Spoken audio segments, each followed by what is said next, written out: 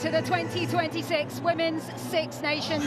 A chance to see Europe's finest women clash once again, and coming up, it's world champions England against Ireland.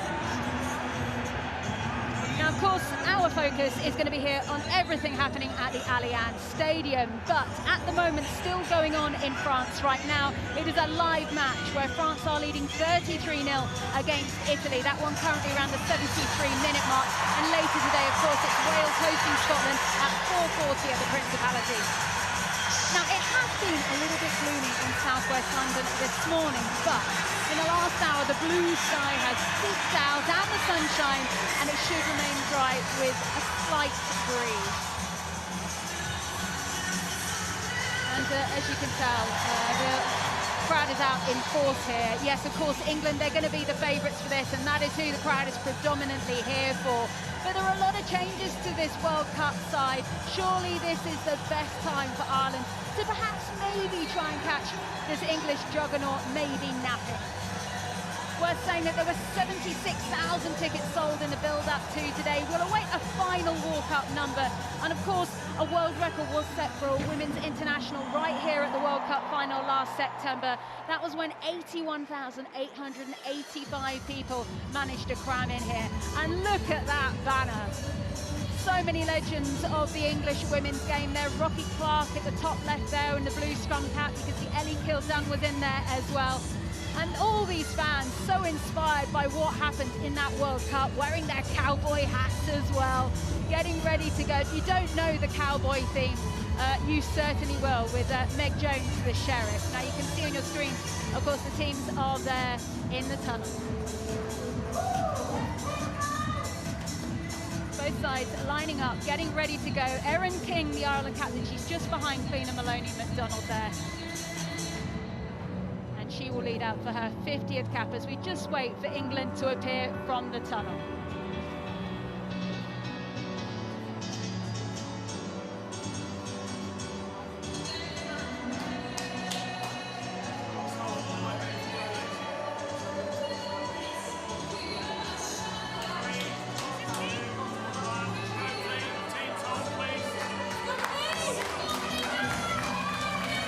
Here we go.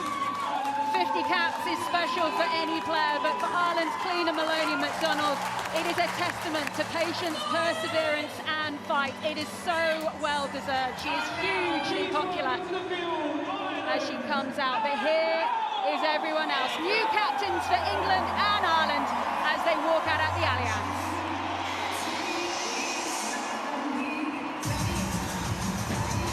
The fireworks go off. The crowd welcomes Meg Jones leading out the Red Roses for the first time at HQ, of course, since their World Cup win. You've also got Erin King, the new Irish skipper, only 22 years old, and on just her 8th cap. What a proud occasion for her and her family. She's a proud Wicklow girl, for a few years in Australia, but a huge occasion.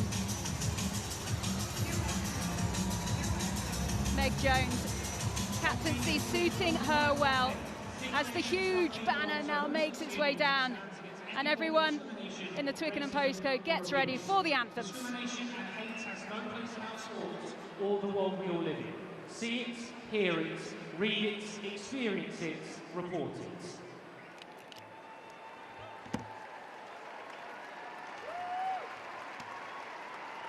Please be upstanding, if possible, for Ireland's Call, performed by Saoirse Kavanagh.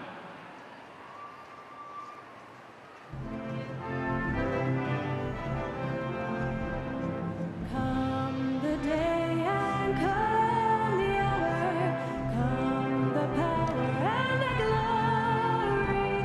We have come to answer our country's call. From the four proud provinces of Ireland, Ireland, Ireland.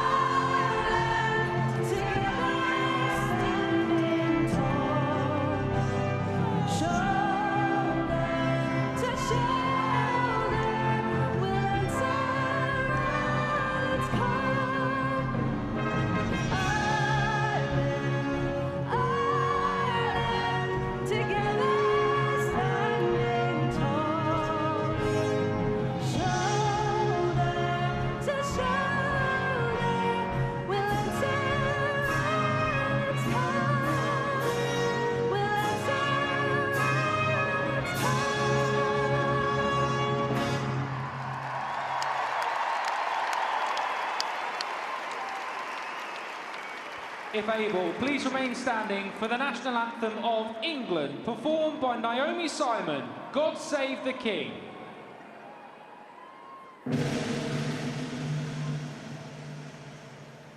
God save our gracious King, long live our noble King. God save the King.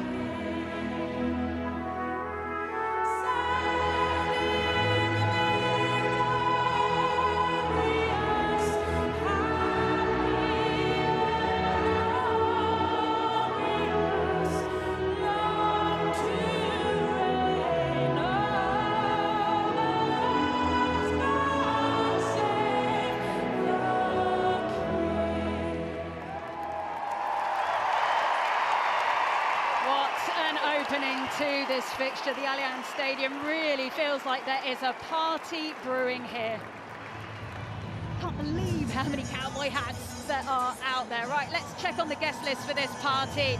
England's head coach John Mitchell makes 8 changes to his starting 15 that won the World Cup in September. In the forwards, it's a first-time combination, particularly at lock for Morwenna Talling and Lily Ives Campion. Meanwhile, 4 changes in the backs, with Loughborough Lightning's Helena Rowland teaming up with Meg Jones for the first time in the centres. And a special day for Claudia Maloney McDonald, who plays against her wife Clina for the first time ever. Well, let's move on to Ireland. Scott Beeman made 6 changes to his Ireland side that bowed out of the World Cup in the quarter-finals.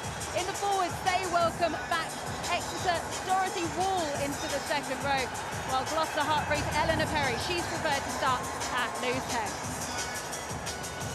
Moving into the backs, where Emily Lane, she gets the nod at scrum half following injury to Aoibhinn Riley. She should be back later in the tournament, while the whole Irish backline plays in the Celtic Challenge. None of the starters tempted into England's PWR League just yet. Now, there is some potential for 3 international debuts off the benches today. Loughborough Lightning's Ala Latui could come on at lock for England, while for Ireland, prop Eilish Carl and scrum half Katie Whelan will also be keen to impress. Now, it's high time that I say good afternoon to Katie Daly-McLean.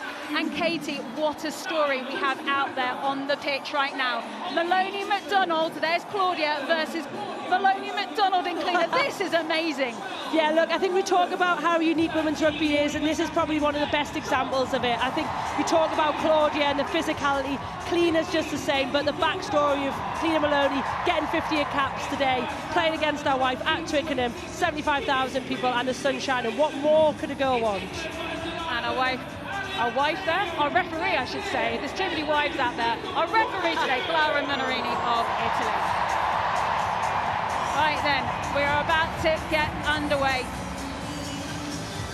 It's still going on in France right now, between France and Italy, but our focus right now is England against Ireland. The world champions against 5th in the world. And it is England's Holly Aitchison of Sale Sharks who gets us underway. English and Irish accounts are officially open in the 2026 Women's Six Nations.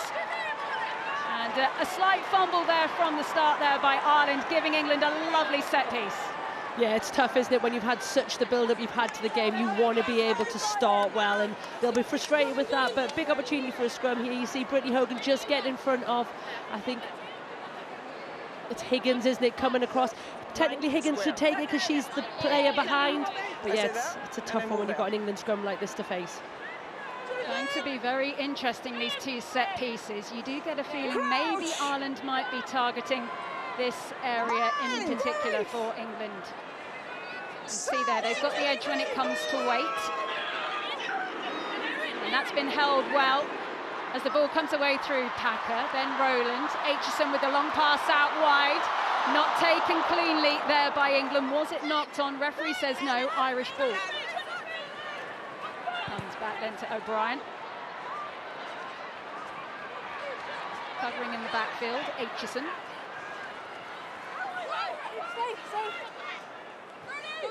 Pack. Back down the English line. Cockayne, now one of England's vice captains. Driving on the RAF officer.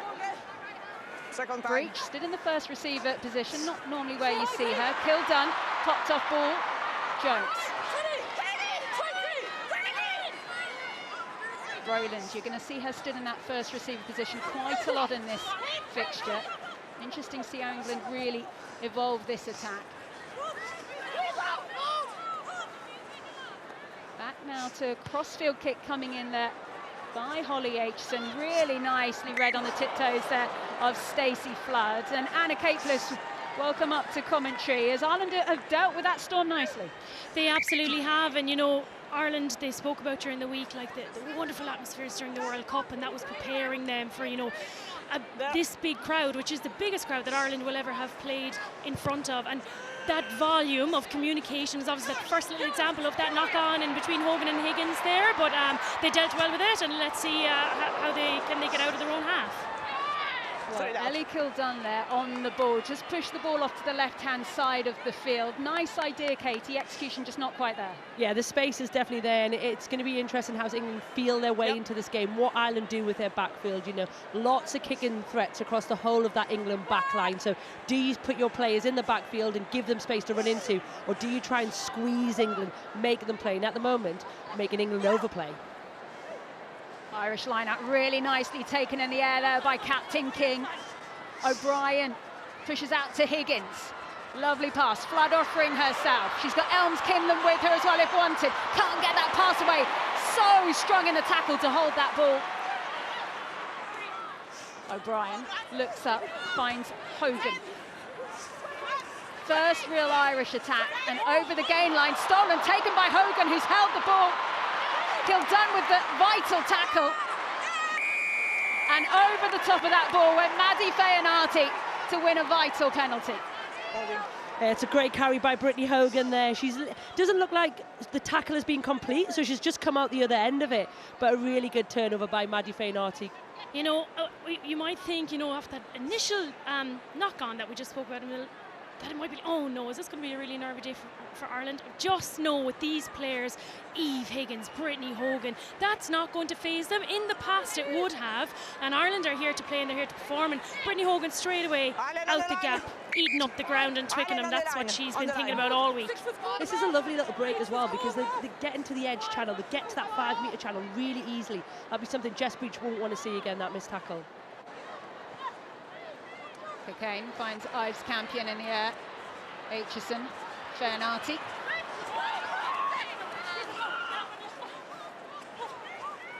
Packer, a lot of traffic, a lot of white shirts there. Did manage to get the pass away. Rowland, no look pass. Kildun just has to backtrack to take it. Maloney McDonald out on that far side and pushed well into touch. Not sure Claudia Maloney McDonald will be thanking Ellie Kildun from that ball right on the touchline with two Irish players. But both teams, like you say, Anna, have come to play. Nobody seems to have kind of gone with this conservative, tight game. Both teams attacking the edges, and both teams getting a little bit of reward for it. Well, it's cleaner Maloney McDonald who puts the ball in. Not quite there. Amy Cockayne gets that one back going in a white direction. Take it back. Claudia Maloney McDonald really winding up that pass as Meg Jones is off and away. Big handoff, trademark of hers, as Breach does well not to get pushed over. Last. Cockayne now playing her rugby at Sale Sharks after moving from Leicester after the World Cup. Popped off ball to Jones, nice little touch through. Ireland have the ball but on the back foot. England penalty. Captain example there, isn't it? Nice little bit of footballing skills from Meg Jones down the touchline, and then she follows that up with the contact around the breakdown, and that for me is one of the things that stands Meg out as a good centre, is this ability in defensive contact to get them turnovers. Keep your eyes on the wide channels today, I think. Isn't that where they're all looking to attack, to create something? Yeah, good start from both sides. Good energy. Let's see what England can do with this now, just outside Ireland's 22. Long line out. Ives Campion, the go-to women so far today. Cabella, player of the match in the World Cup final. Nice back inside to Breach. Played some sparkling rugby in the PWR this season for Saracens, Breach. Been playing quite a bit at fullback, says it's really helped her vision. Aitchison out wide, Maloney McDonald. Back. Comes back. England building here. Closest they've been. And Ireland off their feet. Number 2. And that's a warning against Cleaner Maloney McDonald. Ireland's defensive line looks really good, so defensively they seem to be really confident, but discipline is going to be so key today. If you're going to hand possession, territory back to England, you're just going to make your job so much harder all day, so they've got to be really squeaky clean with that. Ives Campion again into the air. We know what's coming. Cabert at the back. Now Cockayne arrives. The whole of the Allianz Stadium is pushing England over. It will be Cockayne who touches down for the first try for England in the 2026 Women's Six Nations.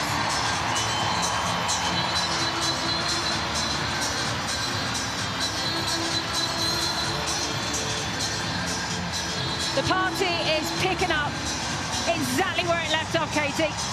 Yeah, it's like we've never been away, isn't it? It's full, it's dancey, it's fun. And England are just doing what England do so well.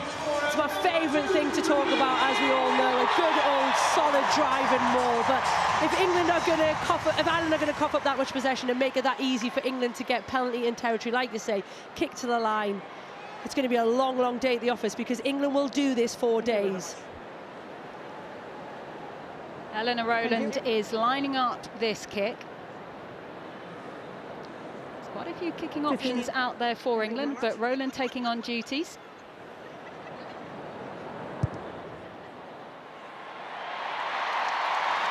And the flags are flying. She plays a lot of fly half when she's at her club side, Loughborough Lightning, but Helena Rowland, you have to say, she can do everything.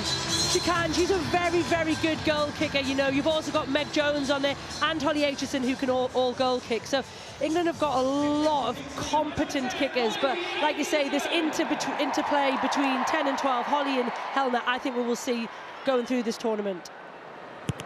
Now, you might spot there has been a little change there for England. Maddie Fernarty is off with an HIA at the moment, so you will see the number 20 shirt out there with Abby Burton onto the field. England from the restart. Big pass from Aitchison to Rowland. Now Jones, Kilduff. Breach, down the right wing. Again, she is so good at ensuring that she stays just inside that whitewash, and the attack continues. Ooh, over the top, that was Ireland. They just couldn't quite hold their feet. Jones. Clifford wanted to offer. Really nice steal there on the floor. Wafer. It was this match back in 2024 that really announced Aoife Wafer onto the international stage. Number 1. And a warning there against Kelsey Clifford, and Ireland with an opportunity to build a platform. Yeah, absolutely. Good carry there from Aoife Wafer. Linda as well, picking up and driving through, just eating again up a little bit of territory every time, but they've got to be careful that they're connected. I actually think that Ireland were a little bit lucky to get away with that there, and they've won the penalty, and now they've got the territory. But great urgency, good connection, and no shoulders going down, no heads going down. This is Ireland's moment now to step back up and step back into it.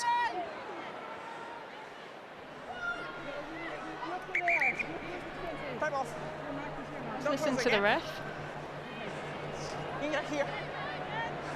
Ireland here. Okay, well, the officials just want to make sure everyone is exactly where they want to be. I don't know if they're going to get out a ruler soon, but let's make sure they're there now. Definitely not a metre, though, is there? No, there's never a metre, Katie. Never. Right, Ireland get that one. It's well stopped by England, though. That's not gone anywhere. Collected by Lane. Wall. Another one of the Irish players who missed out on that World Cup with injury. Delighted that she's back. Here comes Dalton. She was actually named in the Six Nations Player of the Tournament in 2025. Higgins. Oh, she's just lost the ball there, Eve Higgins. She will be so frustrated with that one. Oh, absolutely she will. Just thinking about the pass before you've actually cut the ball. We've all been there. It's a really, just one of those kind of nervy things that you can do in a match. But actually putting together this little attack, the forward carries, and the offloads. Ireland had the highest offload count in the tournament last year, so they will look to use that. But again, they've got to be careful to support, because if there's no one there, like we've already seen, there can be turnovers straight away. So Ireland just got to be really closely linked up, really full of energy. As soon as you've given the ball, you're back up, you're back in it again. Bind! Set! Okay, they'll reset that one. Second. That little fumble there by Higgins was Ireland's third handling error of the fixtures. So we are nearly 12 minutes in, and there's so much talk about them not being overwhelmed in the build-up to this fixture, but just flushing out those nerves in a big stadium like this, Katie. Yeah, 100%. But I think that's both sides, you know. We've seen Ellie Kildunn put one straight out on the full. I think both sides are just feeling their way into the game. Yes, they've been in PWR, they've been in Celtic Challenge, they've been into camp, but there's nothing that gives you the same feeling as a full crowd and the opening game of the Six Nations. So I think this is exactly what we would have expected for the opening 20 minutes. Use the ball. Well, the ball got out of that scrum somehow, and the skipper Jones feeds Kildunn. Cowboy to cowboy. As Maloney and McDonald takes it up to the halfway. Such a scrap on the floor as Kildunn tries to hack through. Somehow that stayed in play, and well dealt with down the right wing there by Flood. Aitchison is following that. Eventually she clears towards the right-hand side. That's going to end up with an Irish lineup. We talk about the differences in the women's game to the men's game, and I think one of the biggest development is this stuff. So it's the kick down the line, but it's just a common sense there from Holly Aitchison. She doesn't need to let that go in. You see that all the time in the men's game, but in the women's game, that skill level, that rugby understanding, that IQ has massively come to the forefront in recent years. 5 men. Well, Cleena Maloney-McDonald, she's on her 50th cap today. She actually won her first over the road at the Twickenham Stoop against England. But we are going back a long time now as the ball comes down this Irish line to Hogan. Oh, Lane. So frustrating, that one. Another fumble. And it's when they've got this position. Need clear heads. Let's go. It's the pace of the game, isn't it? Like, that ball was there straight away. Emily Lane, like, she needs to give it, and it just slips from the fingers again. Is it nerves? Is it connection? Is it the whole occasion? But just slips forward from the hands. I think she's really unlucky there as well, because that breakdown is messy. If I'm the 9 there, I am screaming at my forwards. I want that cleaner. I want it easier, because we know Ireland want to play with quick ruck speed. But if that ball keeps becoming messy, 4-to-1 handling errors, yes, but I think some of them are really very quick fixes. Another scrum. Bind! Set! England penalty. A chance for them to clear, and Ireland will be frustrated. They really wanted to target that area. You can just see Elena Perry walking back there, having a chat with her fellow front rowers as Aitchison clears towards the left. And you think of that front row, Sarah, like, you know, you've got Elle Perry, Gloucester Harpery, Cleena Maloney, Exeter, and then Linda Njungang, who's Ireland's most capped player on the field now. Like, that's really experience. Like, they shouldn't be accepting these penalties. They've got to get that right now. Next scrum, they've got to get that right. Aitchison, Rowland, Matthews, Burton. Back once again, huge hit going in there for Njungang on Ives Campion. Kildunn. She's been really targeted, Ellie Kildunn. You can tell that there are green shirts swarming around her every time she goes anywhere near that ball. Talling. England just stuck in a bit of porridge over there at the moment. They need to try and break through. That was nice to Maloney-McDonald, and she is off. The extra wing makes good ground, a lovely 20 metres. Ball is out. Cannot touch the 9. And Packett wants to go quickly. Not clean. Go 10. Go 10. Go 10. Oh, lucky for England there. I think England are really lucky. I think Go that's 10. Ireland were expecting a scrum there. Well, just to explain that, 15, play the 9. Lucy Packer she wanted kicked to the go ball. quickly Wasn't there, forward. sort of fell over Claudia Maloney-McDonald, but our referee today, Clara Minorini, has done her a favour by saying Ireland went back 10. This was the original pen. Yeah, I mean, you look at here, just coming right through the break. Again, it's hard, isn't it? Because the 9 is in the crossfire of that. Other than that, she can't touch her, but she is clearing the player. Before. Again, I think it's a harsh penalty. Well, Burton went up for that one. And once again, Amy Cockayne has the ball exactly where England want it. But that one's not chucking along quite as nicely as it did before. They're going to have to play here, England. Aitchison. Ball comes away. It's loose. Kildunn is there. She knows there are too many green shirts targeting her. Now to Breach. Big handoff. Still Jess Breach. Oh, that's strong back inside. No white shirt there. No advantage. And they'll come back. Number 4, side entry. That was almost a very pretty picture for Jess Breach. Not quite there at the end. England with the pen. Yeah, I mean, it's hard, isn't it? Because you would argue that England are being quite loose with possession, but ultimately they're getting rewards for it. Oh, their ball's alive, they're keeping it, they're moving it, and yeah, it's interesting. Side entry number 4. It's been the thing with England for so long, though. You know, they don't have to perform at their best to win games, and like you can tell that they've had some time away from each other, and you know they're all coming back from different teams together. They're kind of overrunning balls. They're getting balls while they're standing a bit static. It's making them easy targets to tackle. But if they are going to do that, Ireland have to punish them. Good timing, play on. Well, that's a good defence of that line out from Ireland. And England push well back there. Packer just deciding if she was going to exploit down the left. Don't touch the line! Don't touch the line! Eventually she does come away. Huge tackle by Wafer on Packer. Harlequin on Harlequin.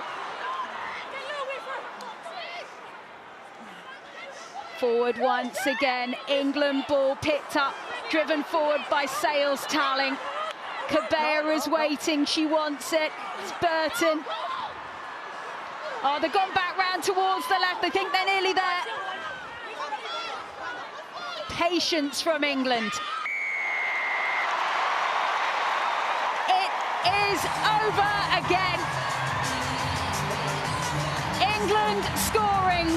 The Allianz Stadium is dancing, and it's Sarah Byrne who's on the scoreboard. So good at that, Sarah Byrne, isn't she? She is so powerful, but the thing I love about it is how low she is. Keeps her chest over the ball, makes it so difficult for Ireland to get underneath it. See here, you can see Ireland trying to get in good position, but nobody is stopping her there. Nobody can get underneath it. It's a great finish by Sarah Byrne. It's really smart as well by Sarah Byrne, because she knows the post is there, so she knows that she split up those two defenders in front of her. Good try by Sarah Byrne.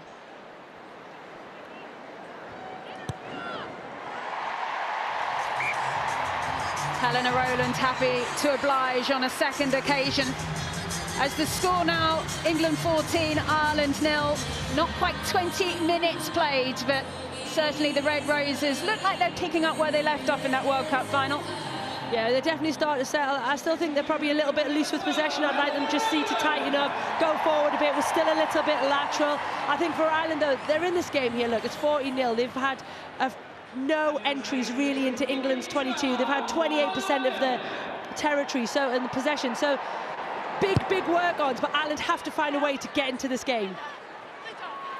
We saw Maddie Fairnarty there on the sideline. Looks like she has passed her HIA and would like to resume as soon as possible. Stay there. Backwards. Aitchison manages to regather the ball. Rowland takes it into contact. Take him back. Aitchison. Hold on. O'Brien. Kicked the leather off the ball in the World Cup, did O'Brien. And she gives the ball to Flood. Just outside the 22 there as Kildunn sends it back. It's a bouncing ball and it's not taken cleanly.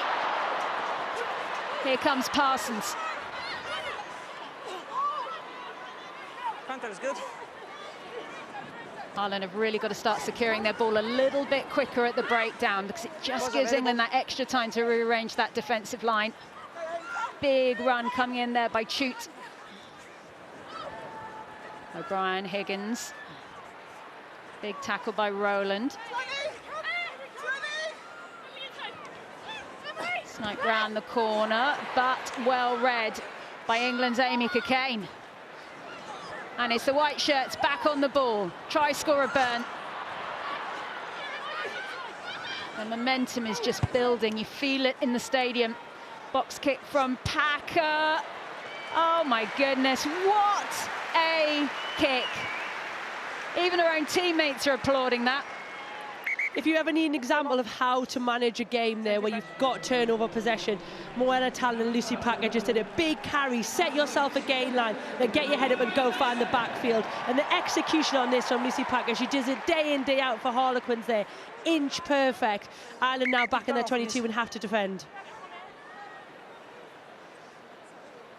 I think Ireland as well are maybe overcomplicating a bit. You know, they had a nice little attack set up outside here, ready to go. It looked as if there was a bit of space outside.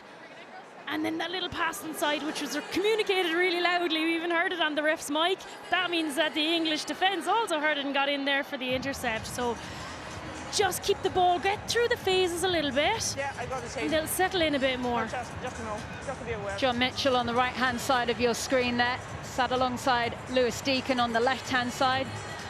He's the forwards coach for the Red Roses. Emily Scarrett, the newest addition, of course, to that Red Roses coaching setup, working on the attack with John Mitchell. I did ask John Mitchell if this is an Emily Scarrett attack or a John Mitchell attack. He told me it was an England attack designed by John Mitchell. Yeah, I'm not sure Emily Scarrett will be overly impressed with some of them passes in the midfield. Look, she is known for her attention to detail and her clarity and her accuracy. And I think probably at the moment it's one of the things lacking from England's game. So I'm going to say it's a John Mitchell attack as opposed to an Emily Scarrett attack. Well, the good news is that Eleanor Perry is good to carry on. It's actually her birthday tomorrow. And we've been talking a lot about mums and bumps in the build-up to this Six Nations. Eleanor Perry, mum herself to little boy Bert.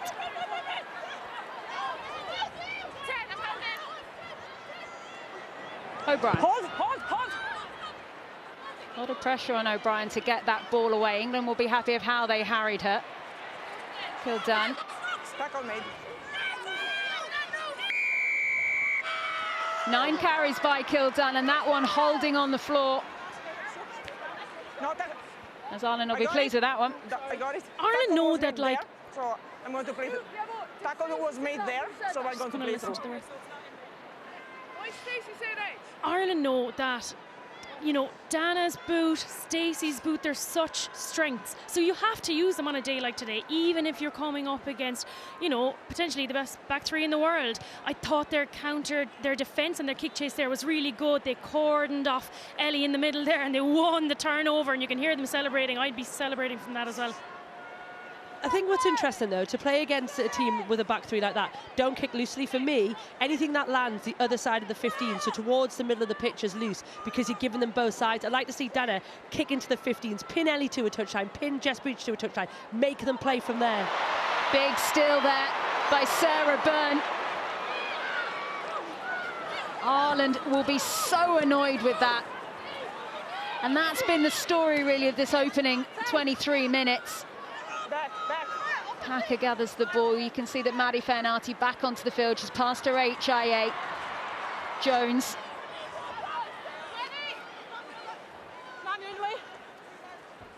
And Clifford was offering herself then. Knew that there were green shirts coming. Aitchison.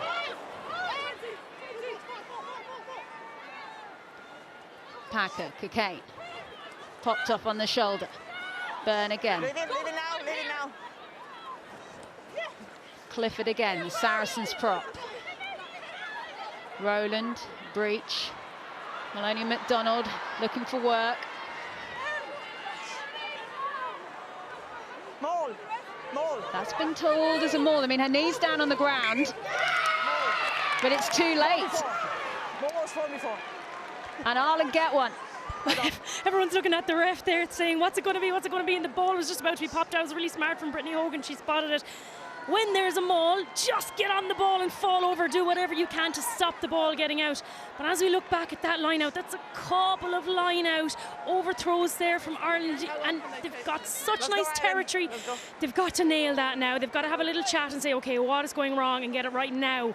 Because like you say, there's ball loose, couple of things from England now that Ireland, if they're not picking up on and capitalising on, they're going to spend the rest of the game down here. Well, look at that. By the 20th minute, England won all 6 lineouts, all 3 scrums. Any concerns around all those 4 pregnancies coming in the forwards? They're picking up that they have just given away a penalty at a scrum. Congratulations to all that Irish front row. Smiles on their faces. That's good. Send in more of those stats as a curse and give us back some of the advantage. That's what happened there, I reckon. Not to take away from the great work of the Irish front row that we've just been talking about. Okay, this was the scrum. Overextended. Yep. Okay, I stay there. I stay there. We can see it was the English front row that went down there. I stay there. I stay I think the penalty was being too long, wasn't it? So she needs to be feet underneath her as opposed to right behind her. And Amy Cocaine there has had a little word with the ref Can I about please saying, set the line out? I don't stay there. I don't want to do it again. Open the gap here, England. Ireland, please here. really clear in her messaging. Here. And Amy Cocaine is just trying to tell her what's happening at scrum time. So we'll see now. She has another chat with her next time. So you need that 1 metre gap down that channel, and that is what the referee is trying to establish, as Ireland do get away with that ball from the line out.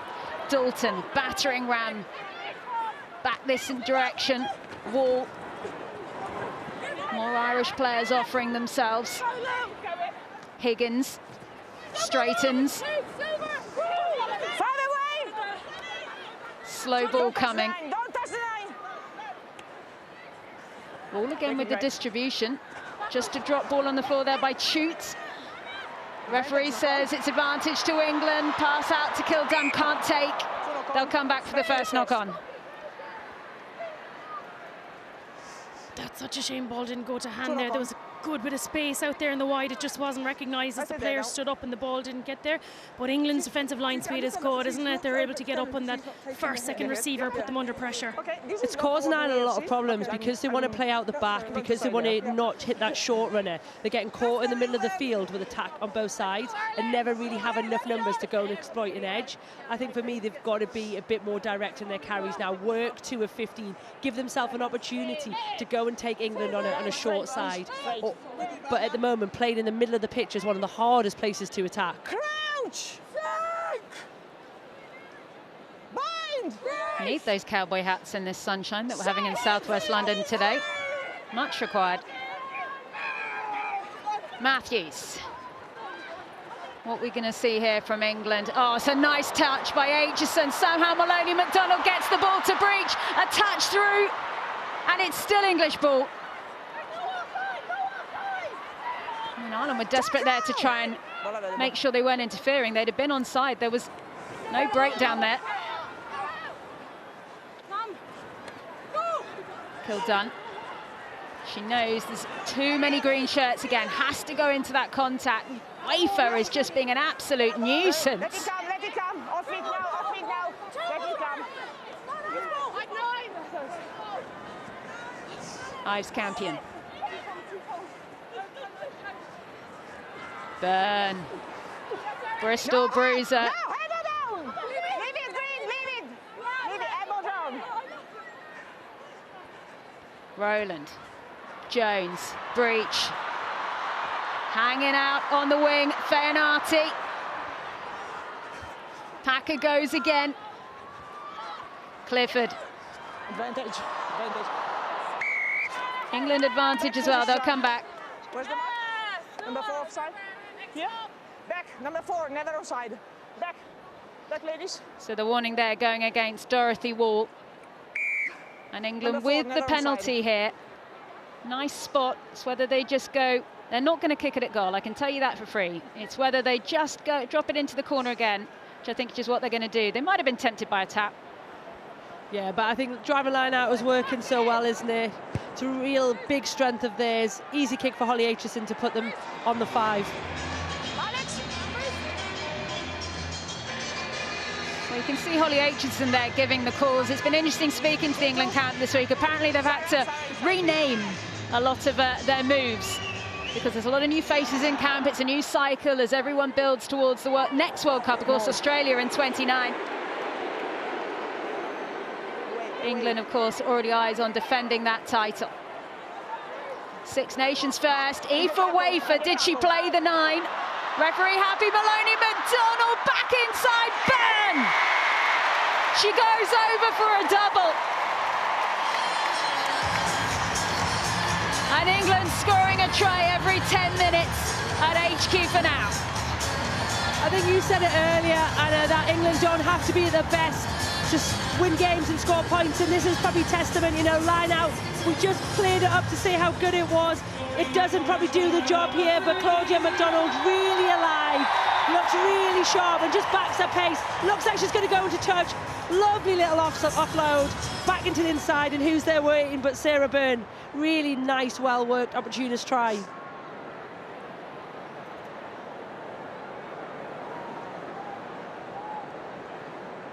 Thank you, sir.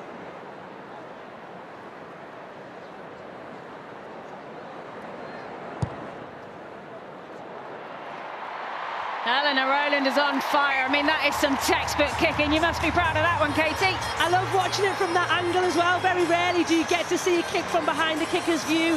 You just look at how straight she is into the ball. The foot follows through. Everything's going to target. Great strike by Helena.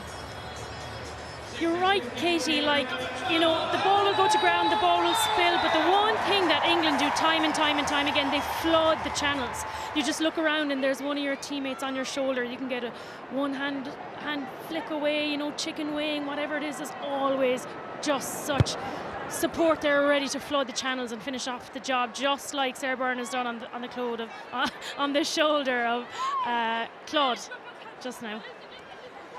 Should say that Sarah Byrne actually scored a couple of tries in this fixture last time out as well. Here comes the skipper. Jess Breach has never given a lot of space to do much. She's done so well each time to keep that ball in play. Really tight circumstances. Use it! Clifford once again. Carter is good. Carter is good. Erin King, All good much here. like Brittany Hogan and Aoife Wafer, are desperate to slow down this English ball. Nice take by Dana O'Brien. Patience by Breach to make sure she was clean in the tackle. Wall. Perry in support. Ball's available. Lane. Driven forward by Chute. Dana O'Brien just trying to split the England players there on either side. Is that going to roll and roll? Yes, it is. Ellie Kildan just making sure that Aoife Dalton gets the meters in before she touches that one down, and we restart with the goal line.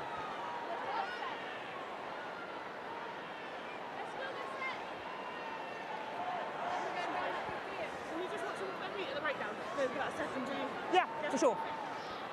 Well, it's been a while since Ireland have beaten England, we should say. You have to go back 11 years, back to 2015. That was actually the last time that the Ireland women won the Six Nations. Katie will remember all too well the Irish Grand Slam of 2013. She's laughing next to me is all you need to know. She lifted a few in her time. Holding down for me. Packer again. What a box kick. And just nicely touched inside, but big tackle by Feanati. Real hard yards been worked there by Elms Kinlan, the Leinster wing. And warning against England. Offside, tackle made. And this is an opportunity here for Ireland. If they can just make sure there's no more errors here, this could be a really good platform. Absolutely, they've got to have little chats here now, know exactly what they're doing, make sure that the line out is right, don't overcomplicate it, and then initially hold the ball and then look at what's in front of them and just try to get wide, try to get into the wider channels, because there's such great defence around the middle of the park, as you say, Katie. First things first, line out. Nervous Scott Beeman there, Ireland head coach, watching on. He's a former England coach. He was involved in the setup when they won the World Cup back in 2014. Maloney McDonald. Oh, what a steal by Ives Campion! That's the third line out that Ireland have now lost. Last feet. So frustrating. They were in the 22. And once again, it's a white ball. Aitchison with the lightest of touches towards the near side. And Ireland will get a chance to go again, but they've lost 10 metres. You know, with the absence of Sam Monaghan, who, you know, is such a massive figure, massive leader, and a line-out, you know, Naws, and in the PWR, she's topping stats for stealing line-outs. You'd think that what I was feeling before the match was that, yes, we're missing Sam, but actually there's some really good other callers in there, like Fiona Chute. You got Dorothy Wall back in there. So this is disappointing that Ireland just haven't nailed it. Let's go, Ireland! At line-out time. Let's go! Well, we will keep an eye. There was a little bit of a bump there on Holly Aitchison. But referee happy for play to continue from that last one. And unsurprisingly, Ireland there, they do just decide to go short at the front there. Emily Lane having to take the ball into contact. It's a bit like spaghetti for Ireland. They need to tidy this up. Oh, look at Fairnati going in over the top of that straight away. But no, over the top from England. And calm heads required here from Ireland. It's hard now, isn't it? Because when your line-out isn't functioning, but you've got this kind of territory, you want to go in. It looks like they're going to go into the corner, but you've got to find a way of making it function as well. Absolutely, and the last example that we just saw, you know, that short pop. Oh no. Oh, it looks like Dana O'Brien has missed touch. Up to you. What's your choice? Scrum or what? 22? Scrum? So they're just choosing. Straight out. England have the choice, and they're going to go for where the ball was kicked out. So frustrating for Dana O'Brien. She has done so much for this Irish side. If you just watch there, just to the left-hand side, you can see Jess Breach there, just at the bottom, and Holly Aitchison pointing out to the near side official, who is Bernice Lubé of France, that just went too far. Yeah, and they're tough, aren't you? We used to call them dicing with death. Like, how close could you get to the 5 without going the other side? And especially when your team's under pressure, you want to get in as close as possible. Keep it out. Keep it out. No, Use now. Oh, that is some contest inside that scrum. Wow. Ball comes away. Rowland, Aitchison, Kildunn. Maloney McDonald, Kildunn again. Thank you. England want this ball quicker. Working through the gears. Packer. Maloney McDonald out to Kildunn. No, leave it now, leave it now. Leave it now, leave it now. Second time. Cocaine, somehow England still have it. Straightened again by Clifford. Right boot there by Aitchison. Oh, the knock-on from Ireland at the worst moment.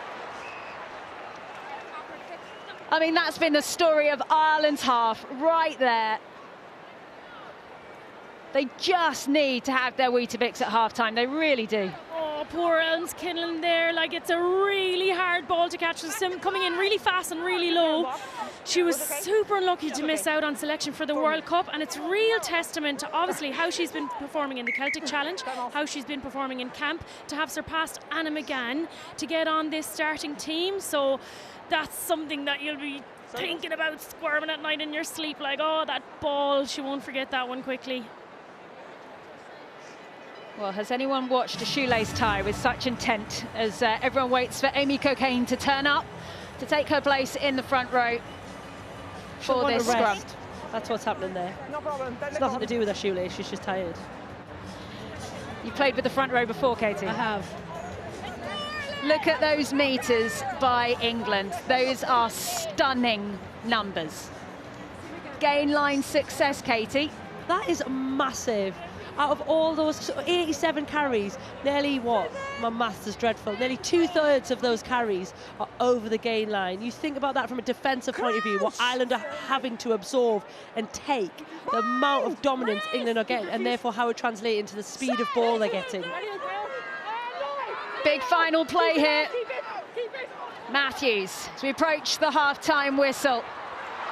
Oh, what a flex from England, back inside, Kilton, oh, she's knocked it on. Has it been given? I'm not sure if they're going to check that one. The whole of Twickenham is currently dancing. Even Kildun doesn't look sure. This was the pass from Jones, the gather by Kildun. And she's dropped it. A reprieve for Ireland. That is exactly how you recover from an error that just happened a few minutes ago. You're like, I am not letting this try in. I don't care who Ellie Kildun is and how much that this stadium wants it. A clear loss scored by 15 white. The voice you can hear is our television match official, Estelle Waiapu of New Zealand. Here comes your best angle.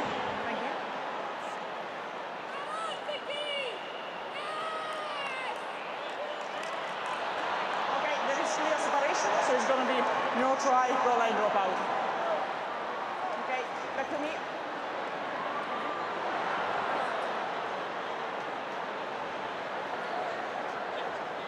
Camera's coming back to you now. Thank you. It's going to be no try, no calling goal, goal line dropout. Just like. Well, the clock is in the red.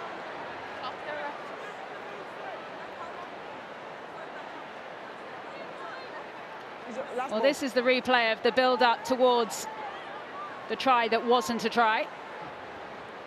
And it looks like our referee, Clara Monarini, she is going to play this goal line dropout. But Ireland, no, they just want to get this off the field. They don't want to play from all the way back there. That was the knock-on from Ellie Kildun, but what a half by England. How strong was it? They built through the phases. They've completely shut Ireland out. There's going to be a big Irish team talk about turning up in the second half, but England will want to go back up through those gears. Just a little bit of a meeting there through the senior player group as they decide how they're going to come out and attack this second half. But so far in this Allianz Stadium sunshine, it has been incredibly impressive. The half-time score, England 21, Ireland 0.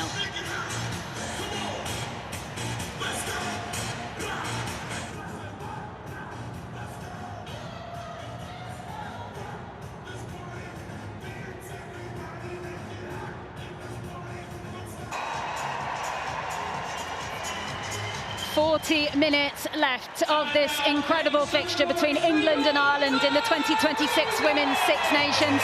The world champions England have come out and they have absolutely blown Ireland off the park so far in this fixture.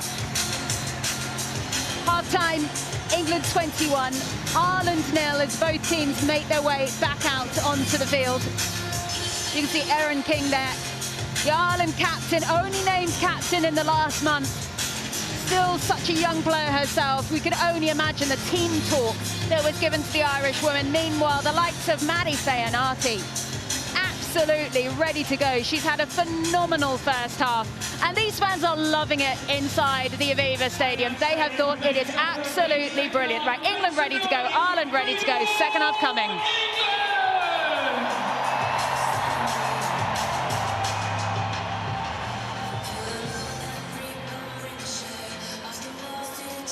So here we go. Dana O'Brien in her yellow boots, waiting for the officials to get this one back underway. The crowd are having an absolute party here in southwest London. but there is 40 minutes of rugby still to get underway. And here comes O'Brien. Half-time England 21, Ireland 0. What have Ireland got? Packer gathers. Inside. Aitchison just nudges the ball towards the near side. Calm heads already. And you can only imagine, Anna Kate Bliss, what has been said in that Irish changing room at half-time. Absolutely. Very focused, detailed, but energy, you know, girls like getting off the line, putting in offensive hits, getting things right. Like, I'm looking forward to the Ireland that learns from that at that halftime talk and seeing how they can twist things around, because they haven't been at their best. Let's see them at their best. Well, no changes for either side at halftime as Eve Higgins goes right over the top of Claudia Maloney-McDonald. Kalina Maloney-McDonald, her wife in green, driving on. Brittany Hogan. Ball comes away through O'Brien. Bevan Parsons, he didn't see so much of the ball in that first half, but what a take there by Breach. Great strip. Taking back. Jones. Hold on. O'Brien. Oh, just almost falling over their own players there as Parsons takes it into the contact lane. Perry once again playing her rugby at Gloucester Hartbury. Here comes Dorothy Wall, nice tip off onto her shoulder. O'Brien, nice disguise there on that as Sales Hogan comes crashing in, and here comes Dalton. Nice tussle between herself and Rowland, not held, keeps going. Aitchison eventually wrestles her to the ground. Wall again. Taking back. Maloney-McDonald playing her rugby at the moment down in Exeter. There is an England player down injured. They'll go and check on that in a moment.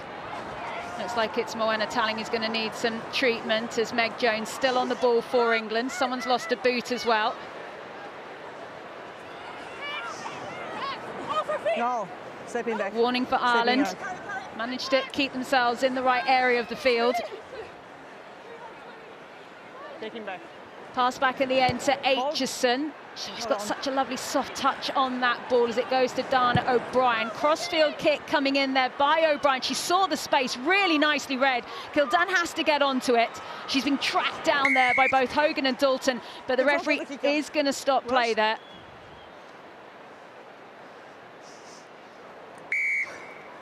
Stop play for offside there by Brittany Hogan, but there is also a big injury that they're going to have to come and deal with here.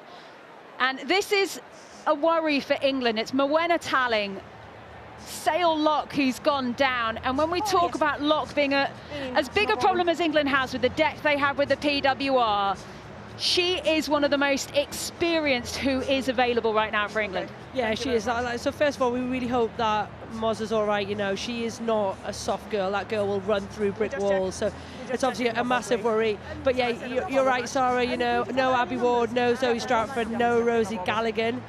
All out and out second rows. You know, you've got Lily Ives in there now.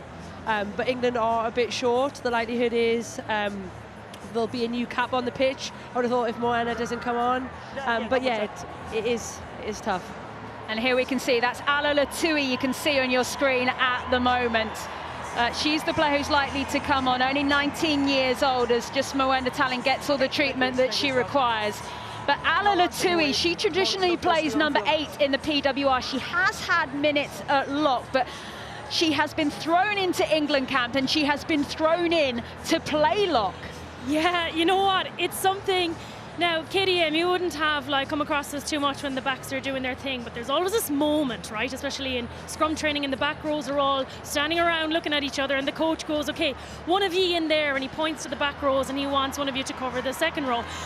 And there's so many back rows that come up through the ranks, and it's the, you know, your taller players, the ones that are picked out. Thankfully, I was too small. I was about to say that didn't happen to you, did it? No, it didn't. No, do you know what? It did a couple of times, and I was like, I'm never going back in there again. But it was really interesting listening to Ala Latui talk about it, because she said that she never knew what a cauliflower ear was, and then she went into the second row at training, and she said her ear was fat for a few days. It's one of those things in the second row. It's a trademark of the second row, and you know, we'll see how it goes for her today.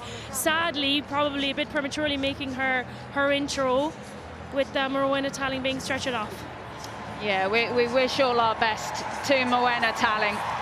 You can see the England players just clapping away there, and that's because Morwenna Talling, she's got onto the little truck there. She's received all the medical support, and they'll just take their time to get her safely off the field. The other thing about Latui, and I've been fortunate to cover in a couple of PWR games, like you say, she's had something like 10 starts at 8, 3 starts at lock. But what we have noticed watching her is the work rate doesn't really change. Usually you find that if you're in the back row, no offence, Anna, but it's a little bit easier than doing it from second row. And what she's doing, she's the same amount of carries, same defensive involvement. Which for a young girl, like you say, on your first cap, this is exactly what you want to see. She is almost like a Morwenna Talling, another Maddie Feanati. Physical, combative, tall, but also can sit across both positions. Play gets back underway as we send our best wishes to Morwenna Talling for a swift recovery. But Ala Latui, 19 years old, Loughborough Lightning forward, onto the field. Let's see what happens here. They go to Ives Campion. That's sensible as the ball comes down the line. And there is Latui, first touch on the ball. She is the best carrier in the PWR, and that's just a little taste of what's to come. Kildunn nearly breaks through. England hunting a 4th try. 4 tries in the Six Nations means you're in bonus point territory. And that can all add up when it comes to the end of the tournament. Helena Rowland manages to find Feanati, who is just carrying like a demon so far here in the sunshine. Big push there on Matthews, who takes it down to ground. Aitchison, Rowland, pushed out wide to Breach. Kubea hanging out on the right wing, being her good physical self. Sadi Kubea only started playing rugby again back in February. She had a break for a couple of injuries as Ireland managed to get that ball on the floor. Right, they want to get away from where they are here. Higgins drives on.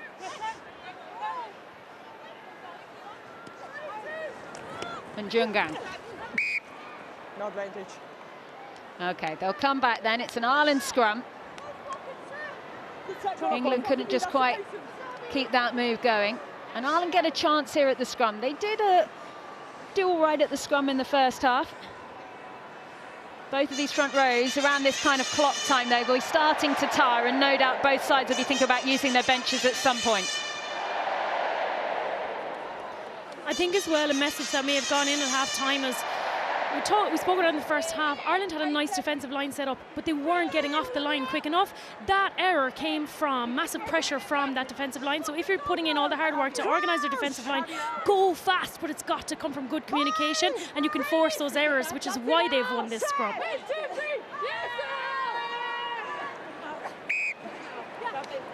Okay, that's a free kick to Ireland. You'll have seen there was a lot of movement there before the ball had even been put in. Clara Monarini doesn't want to see that. She wants it nice and steady before the ball goes into that scrum.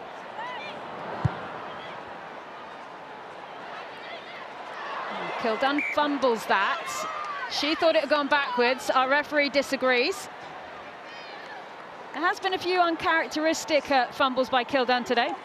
Yeah, probably not the player we saw at the end of the World Cup, but I mean, it's a decent kick by Dana O'Brien, to be fair. She moves Ellie Kildunn, which is huge.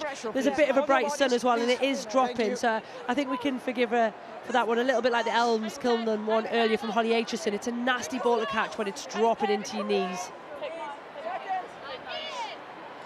Well, Ireland will be grateful of this position.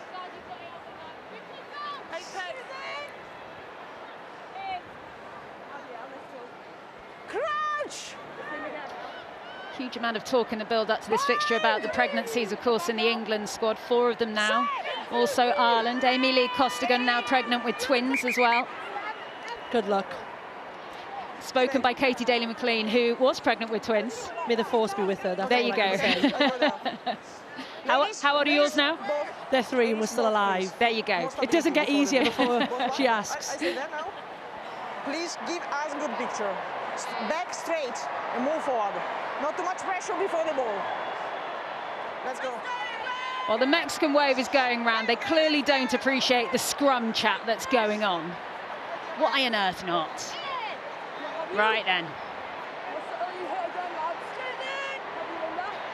Let's see what dark arts we can see being performed right here. Look how close Clara Manarini is.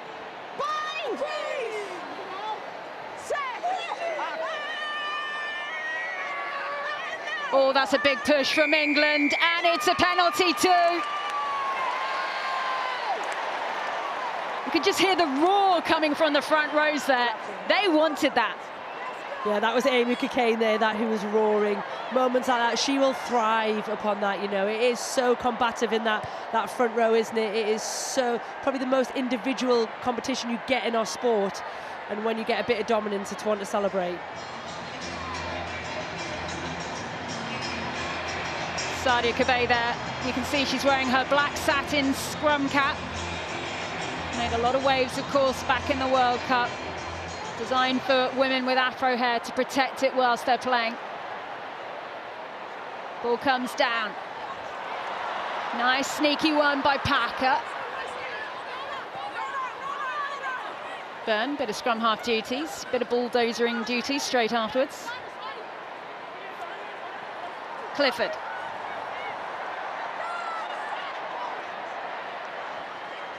Rowland, Aitchison, Kildunn, there's a gap, Maloney McDonald is through, she's looking for that last pass, support is there, Packer, quick ball, Jones, Packer again, Latui, Matthews, the body position from Alex Matthews is exceptional to get those extra metres.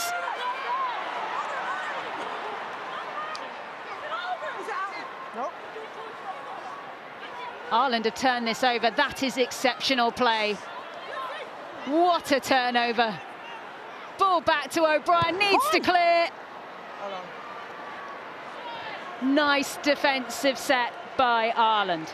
Absolutely, that's what you want. Even when you're soaking up the tackles, you might give away a metre or two here or there. As little as possible.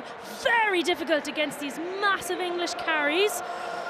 Even on the outside, the back's really sneaking in and out of those little gaps. See if Dalton did so well to scramble there, soaking it up, and then bam, it's Cleena Maloney MacDonald in over that ball on her 50th cap. That's the best feeling ever. And then you hear the referee blow the whistle, and you're like, yes, right in front of your own try line, saved. Changes there for Ireland. Nevo Dowd, Ruth Campbell, and Nancy McGilvery all onto the field as Ireland looking to soak up more pressure. Kebaya driving on, dancing around the tackles. Packer, Cockayne, Kildunn. They're trying to hold her up. They know that she was too upright. And that is no doubt going to be advantage Ireland. Yeah, I mean, England's attack, I think this second half has been better. We're a bit more direct, we're finding space. But like you just talked about there, Anna, I think Ireland's defence has been really sensible here. Good line by Burner, nice little tip by Amy Cockayne. But Ellie Kildunn is just far too high there. She's got to get her chest. She allows, is it Campbell to get underneath the ball. As soon as you're in that vulnerable position, it is so hard to get your knee to ground. Big changes here then for England. Ireland have made theirs, so Carson and Muir onto the field, Hunt and Harrison as well. So new props, new halfbacks. Busy afternoon for Sarah Byrne. She'll be pleased with her efforts. Yeah, I mean, recently you've seen Sarah Byrne come off the bench for England. She hasn't been starting as much as we've previously seen, but I think it's a really good afternoon, you know, looks busy, good set piece, a couple of tries. Great opener to her Six Nations. 10 carries, 7 tackles. That is some shift by a front rower.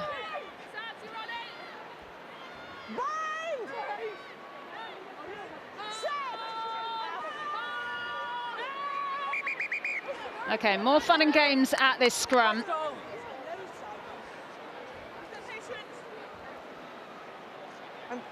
Please, I'm going to stay here. Please, angles, straight. If the scrum is moving not forward, there is a problem. Please, fix it. Let's go. Okay, they're going to fix it. Do we believe it? I don't, but I'm a cynic, so. There's a lot of dark arts going on in there, I reckon, which is why Clara Marini is putting her head in underneath, trying to catch them out. We've heard those little chats from both sides to the ref saying, they're doing this, so they're getting frustrated in there as well. So, no, I don't believe a word of it. Oh, my goodness. Stop. Stop. Give her the space to bind. Don't anticipate. Follow my course. That's it. Last one. Let's go. Clara Marini reminds me of myself when I'm telling my children to tidy their bedrooms, and I don't think they're listening. That's because they're not. Yeah, Very similar. Very similar.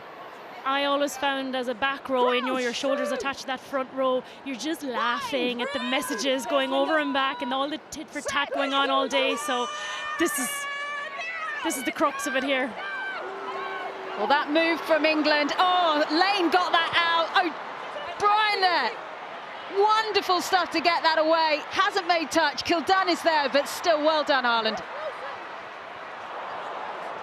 Breach. Fernati. Advantage. Scrum advantage. Yeah, first touch of the ball there. Hunt, Cockayne.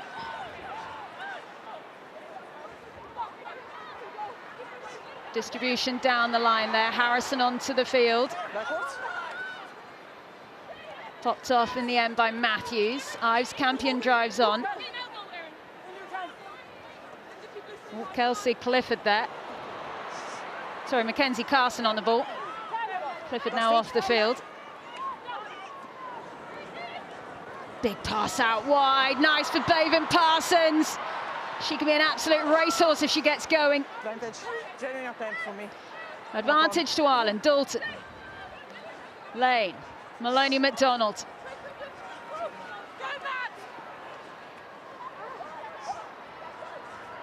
Still going through Flood. Nice touch on the ball there. It was Jones. She hacks on.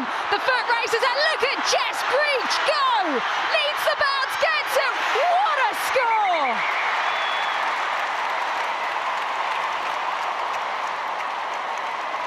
What a score! Designed by Meg Jones, executed by Jess Breach. Really nice bit of play there for England. Meg Jones take her bow. It's such a smart little touch, isn't it? Loads of pressure on Ireland. Bouncing ball on the floor. She just puts it in. She knows Jess Breach is inside her.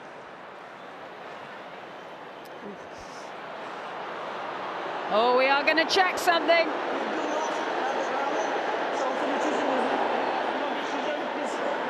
Check if England is for this one. Yes, Clara. No problem. Checking grounding for you now. Yeah, please. So Jess Breach catches the ball. She rolls over. And there it is down on the floor.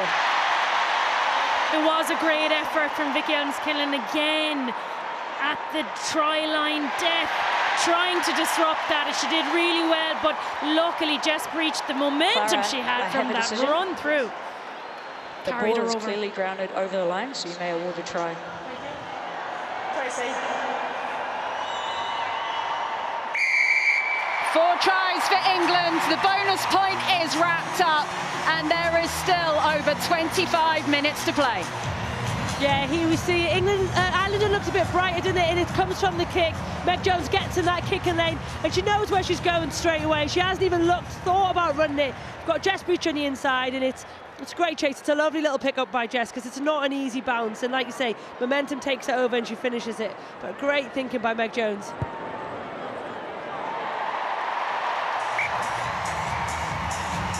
Well, that conversion by Helena Rowland keeps a perfect score there for England. And worth saying, that score by Jess Breach, it's her 54th cap today.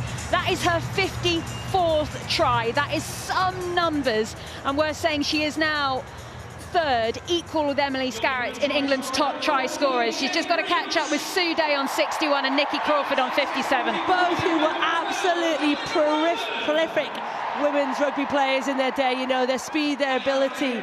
So she will be in great company if she gets to those numbers. I really can't stress enough how well Jess Breach has been playing in the PWR as well. No surprise that she is scoring today.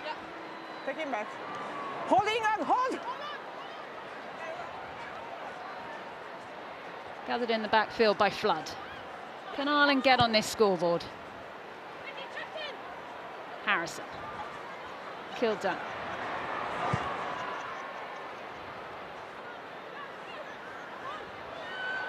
There's a long track back there for Ireland to get their hands on that ball. Elms Kinlan has to run it in the end. Lane manages to find Niamh O'Dowd, who was actually brought in to play at Gloucester Hartpury this season. That was actually for injury to Mackenzie Carson, who is back playing now for England. Touch over the head there by Harrison, chasing her own ball. Flood won't let her get to it.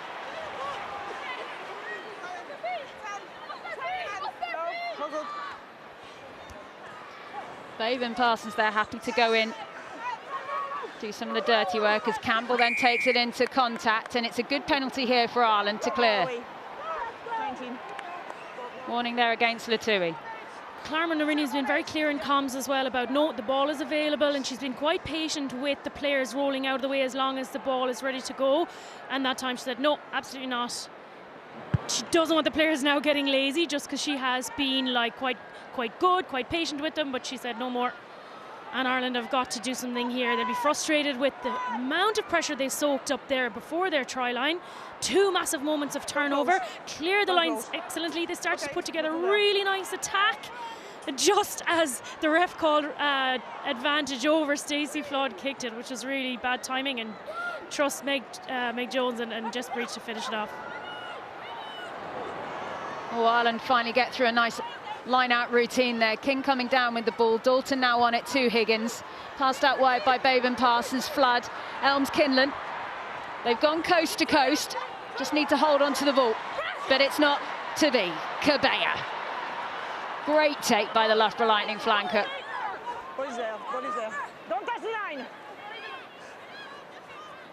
Hunt. Down the line they go again. Harlequins fullback Kildare is there. Lost forward there by Exeter's Fairnarty. Parsons waiting. And Jugang, who's playing a rugby at Leinster at the moment. But backwards here, O'Dowd. Not on the line! Lane. Straightened ball this time by Nancy McGilvery. Exeter play. Oh, nearly stolen there by Amy Cockayne. Yellow boots of Dalton. Was that high? Referee just said shoulder. Not sure if they're going to go and look at that.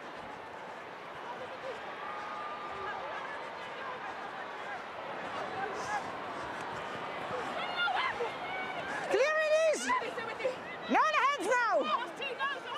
No. Gloucester Hartpury's Natasha Hunt. Of course, Gloucester Hartpury remain at the top at the moment of the Premiership Women's Rugby table as Maud just loses that one in the contact. They'll restart with an Ireland scrum. It's a bit more grit shown from Ireland, isn't it? Like even that long kick through, and there were 4 green jerseys in front of Ellie Kildare right when she looked up. Like that's what we needed. It's all just a bit lateral for me, both sides. Like we're going coast to coast, but nobody's going forward, and then we're ultimately spilling possession. I think for both sides, they need to find a bit more direct, a bit more intent, and almost that old phrase of earning the right to go wide. Because at the moment, going coast to coast, and then you're basically turning over the ball. At this level, we should be expecting better. Well, they did have a little bit of a look at that tackle by Alex Matthews. Referee said she was happy with the shoulder.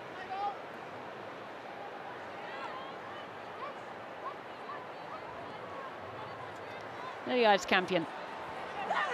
Go-to line-out option, as there is a big tackle there on Natasha Hunt. I see the knee. Girls, we need front left there. Time off. Okay, they're going to give a bit of space there to Natasha Hunt, who went Watch down them. to the ground there. So it's going to be a little bit of a break here as they just deal with that one. She got herself in an awkward body position. 2 and 14. So both 2 sides will and 14. just gather themselves and have a little bit of a moment. Couple of injuries then so far for England this afternoon as the coaches watch on once again. Worth reminding ourselves that England haven't actually lost a game now in 3 years and 5 months. Ireland, of course, had a pretty good World Cup campaign. Had a really frustrating loss in the quarter-final in the end to France as Cliona Maloney McDonald makes her way off the field. And as we said at the top of this, it's her 50th cap today.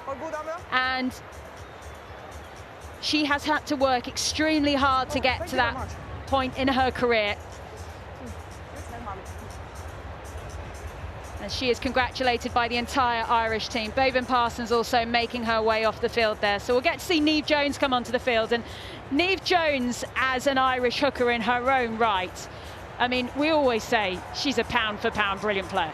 Oh my goodness, she absolutely is. I remember her when she first came into Irish camp, you know, small and unassuming, but this like wonderful low center of gravity, really strong. She tops stats every year in whatever league she's in. She's always around the top for offensive tackles. She made like 99% of her tackles last year in the championship. She's just such a workhorse. And I think when we talk about, you know, Ireland's journey, the bench that we have today and performing for 80 minutes is a big thing. You can't do that when you have so much inexperience on the bench. So to turn around and bring someone like Cliona Maloney McDonald, a legend of the game, off and put someone like Niamh Jones in, that is the story that Ireland looks to tell more and more and more. Well, it looks like Natasha Hunt is going to stay on the field. A lot of strapping going on to that knee at the moment. Huge season also for Natasha Hunt at the moment. We mentioned Gloucester Hartbury, how well they've been going in the PWR. She is front and centre of all of that, and they are going for a record 4th title. They are, and they're going pretty well, to be honest. I think realistically it's only going to be Saracens that can ruin that party.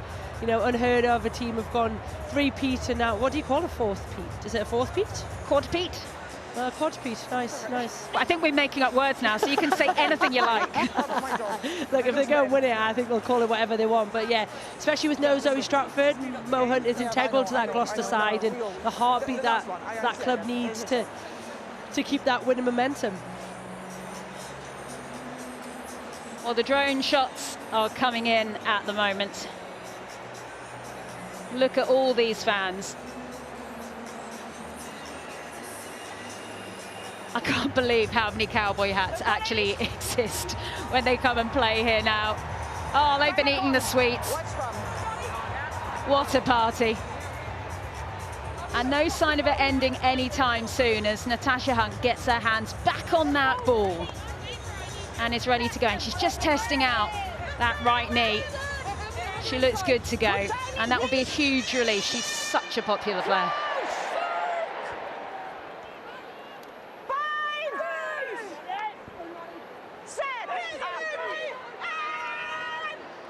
Oh, once again, the scrum goes down. I mean, changed all the front rows virtually now. Same story.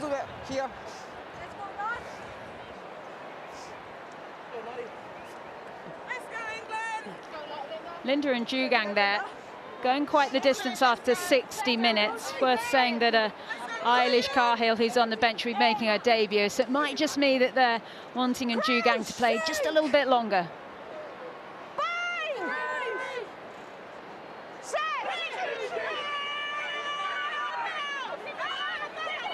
Oh my goodness.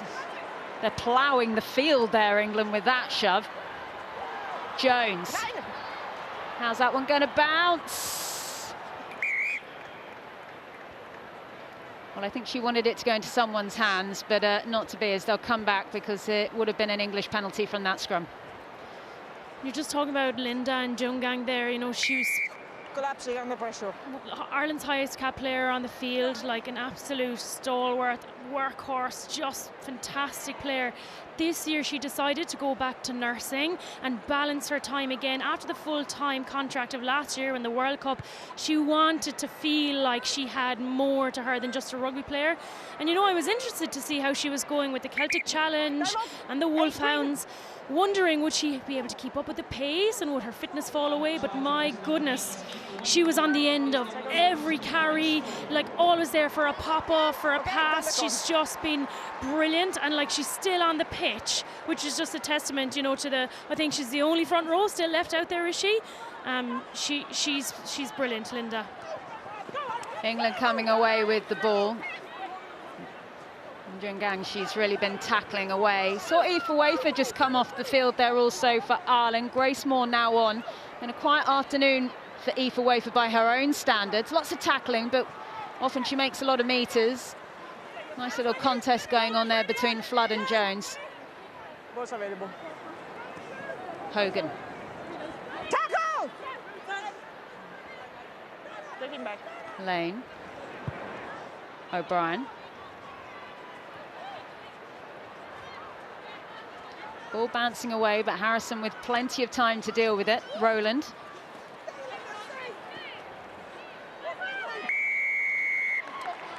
That is a big moment, because Erin King in there.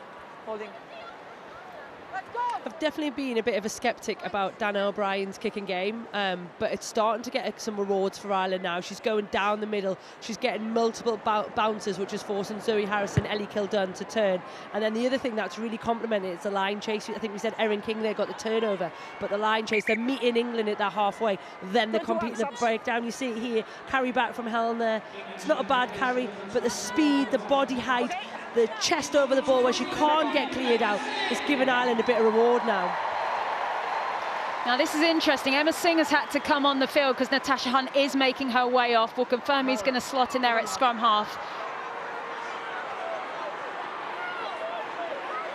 We know that both Claudia Maloney-McDonald and Helena Rowland have trained there before. Look at this from Ireland. Is this their chance? Is this their opportunity? It's still moving. It's still going. Jones has the ball. Is the referee going to let it go? No, Emily Lane's going to have to release. She needs support. They come to this near side. Oh, is that over? Anna McGann thinks she scored it. They will check. I think the foot is okay, and we got the ground. Okay. They're not going to check. They like it. Oh my word! Emily Lane did not have a lot of space to work with there, and the referee's telling her get it out of the mold that was going forward so close to the line. Well done, Anna McGann, just on the field. Hungry, sitting there all day on the bench, just dying to get on the field. Stays in, only blades of grass to play with, and she dots it down, and Ireland are on the scoreboard in Twickenham in the first round of the 2026 Women's Six Nations. Good girl, Anna McGann. I think Anna Capelis is happy about that, Katie. She is, and I was standing here thinking, whatever you do, don't go towards that touchline. You could see Lane looking for it, but like you say, Anna, it was a great finish. So strong.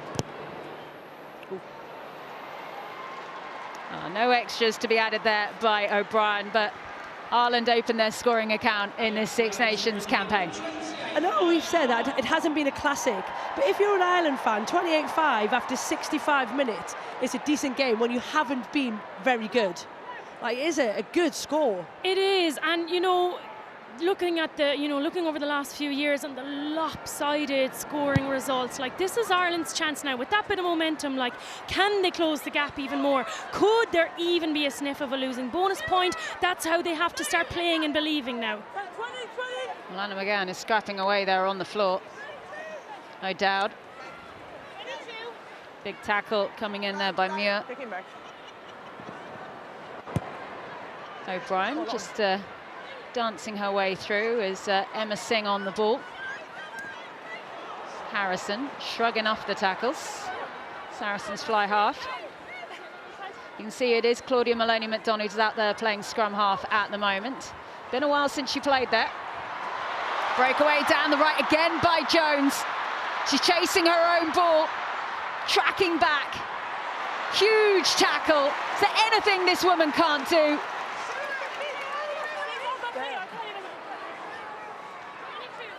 Ireland now in the trickiest of corners to escape from. Pressure once again on O'Brien's shoulders. That's still in play. Harrison. Here it comes, big pass. Kildunn has it. Oh, look at that speed, the acceleration, the sack, and the score.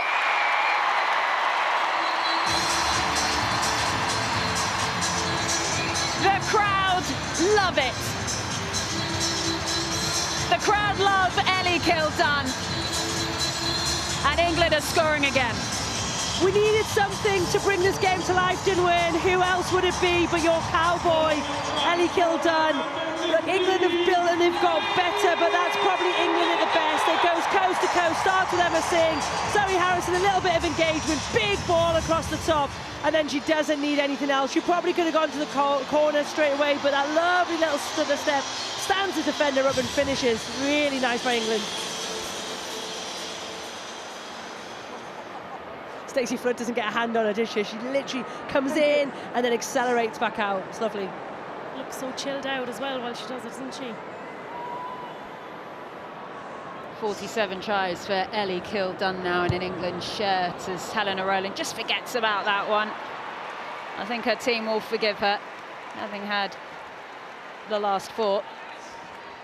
But Ellie Kildunn, of course, a household name now after finishing as runner-up in BBC Sports Personality of the Year. Also, last year's World Player of the Year, that title now held by Canada's Sophie de Goede. You may have just spotted 2 shiny new green jerseys coming onto the pitch there in Katie Whelan and Eilish Cahill. Very proud of both of them to be making their debuts today, and very excited for Eilish. I met her last year. I said, "Girl, is your phone working?" Because I thought she deserved the call for a long time from this Irish setup, and I'm just delighted to see her out there today. I thought it was because you're going to say she's ignored you and you've messaged her. No, just got Beeman's phone. I was hoping he'd call her. Not 39. Okay, it's an English line-out, but do keep an eye out then for Ireland's 18 and 21, both on their debuts. As you see, Connie Powell also onto the field here for England. Missed out on World Cup selection, keen to take her opportunity. Of course, Lark Atkin-Davis, one of England's regular hookers, unavailable as she is expecting her first child. That's the first line-out that England have lost. Ireland keen to pounce on it. There you go, the distribution there by Whelan. Whelan looks up, manages to find O'Brien. They are girlfriend and girlfriend, Katie Whelan and Dana O'Brien. So many relationships out there on the field today as we just come back for this knock-on, and we'll restart with a scrum.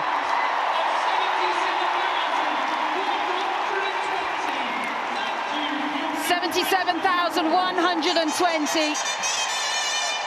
It's not a world record, but that is certainly a women's Six Nations record. And of course, there are more big stadiums to come later today. Wales will be playing Scotland at the Principality Stadium. Next week, Scotland, they will be playing at Murrayfield in a standalone fixture for the first time. And for the final round of this Women's Six Nations, in round 5, Ireland's women will be playing at the Aviva for the first time as a standalone fixture. That one, apparently, ticket sales are already at 20,000.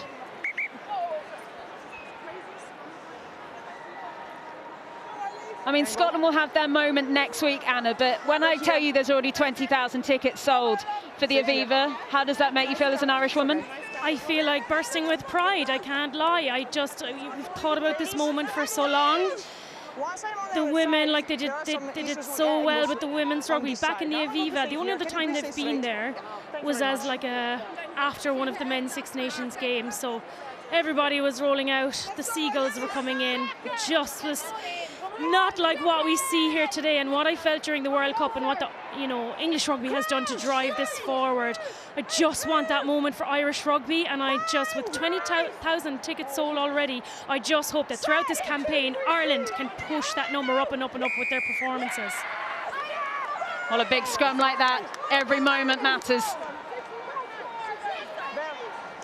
It does. Every moment here in these last 10 minutes matter, because this is your character building. This is your, like, okay, what do we do now? How do we close this gap and not just let this game, slip away and leave the scoreline as it looks? Like, how do we deal with this now?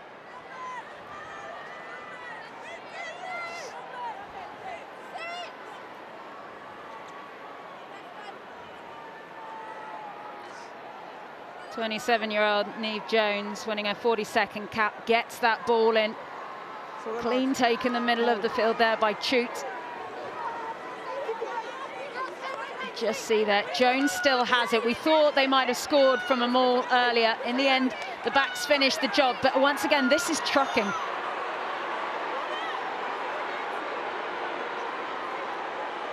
There will be a happy Alan O'Connor somewhere watching on, and Ireland forwards coach. Nice line taken in the end. Popped away to Moore.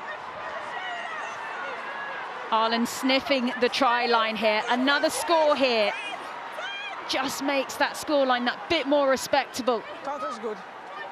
Proof that they can mix it. Hogan. Advantage. Look at that by Eilish Cahill. Inches away. Grace Moore. She's powered over. Has it been held up? They're going to come back. There's penalty advantage for Ireland. This is right in front of the posts. Brittany Hogan warned. I set the mark. I set the mark. England here. The mark is there. 20 offside. Well, the warning there goes against Abby Burton for England. Here we go. Tap and go from Ireland. Hogan supporting her shoulder by both Jones and O'Dowd.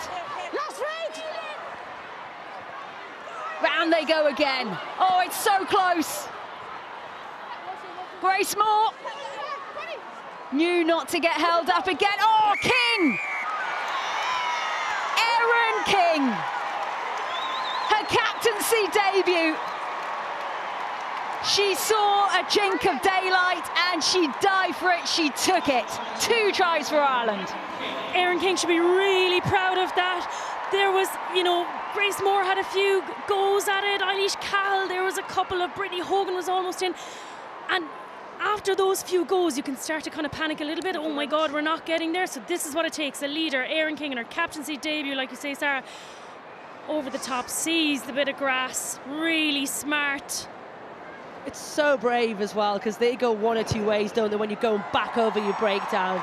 To be that confident in your ability as a captain to be like, you know what it is, give it to me, I'm going to do it. Absolutely, because there's a bit more space to land on the ground. So if England have read it, like just a millisecond earlier, they could get under that ball.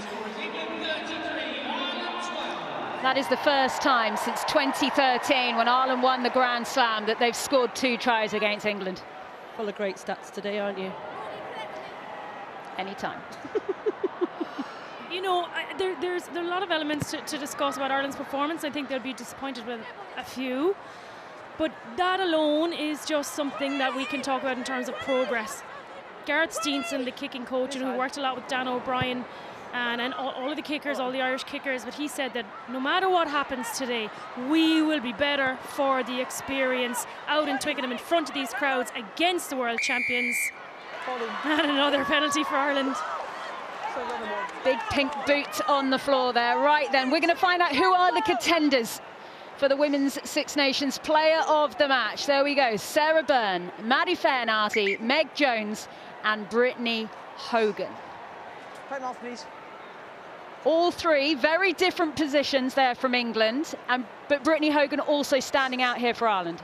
And she's at Sale Sharks, obviously, we need to mention that. No, look, I think Brittany's been really good today. There's been some quiet performances, I think, from Aoife Wafer. We saw Erin King get that try, but I think from a forward point of view, Brittany Hogan has led that Irish pack You know, Sarah Byrne a couple of tries. I thought Meg Jones has grown into the game. She's been very bright. The good things have come from it. And Faye Narty on the edge again has been a really good, solid performance for her.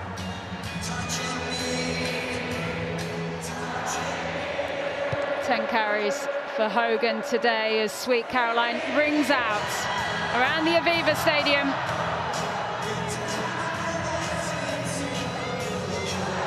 $77,000. They all know the words.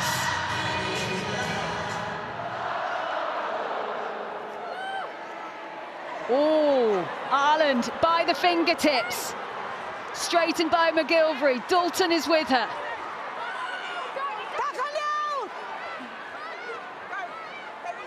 I mean, Ireland just need to get into that 22. That's the first job. O'Brien fancies going herself.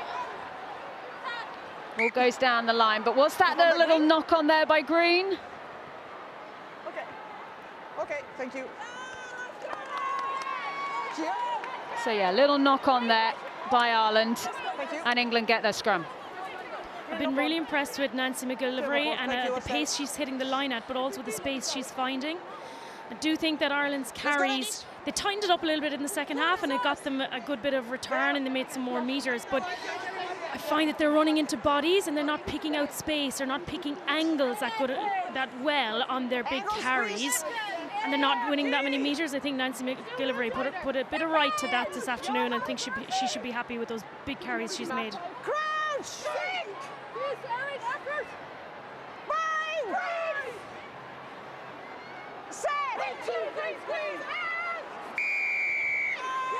Big penalty. Every scrum is a big penalty.